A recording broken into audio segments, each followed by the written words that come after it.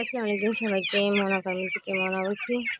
বৃষ্টির জন্য বাচ্চাগুলোকে ভিতরে ভরে রেখেছিলাম, এখন আর কি করবো না, অলরেডি হয়ে গেছে যে আমি এখন ওদেরকে আবার ছেড়ে দিব, বাইরে বের করে দেবো। একটা একটা করে ধরবো, ধরে আমি বাইরে ছেড়ে দেব, এছাড়া উপায় নেই। আর বৃষ্টি থেমে গেছে, এখন বাইরে ছেড়ে দিয়ে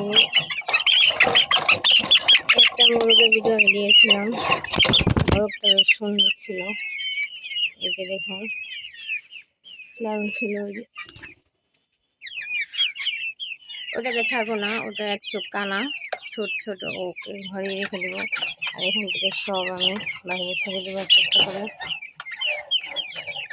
আসো,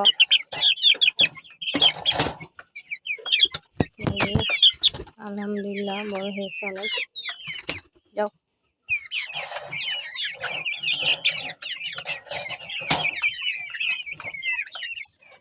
এই যে বাইরে ছেড়ে দেওয়ার পর ওরা রোদ পোহাচ্ছে। পেছনের মুরগিগুলো সবগুলি খাঁচা থেকে ছেড়ে দিয়েছি, ওরা এখন খুব সুন্দর করে রোদ পোহাচ্ছে, কারণ খাঁচাই ছিল এতদিন, বৃষ্টির জন্য ওদের আর বেরই করিনি, তার জন্য। তো আজ এই পর্যন্তই।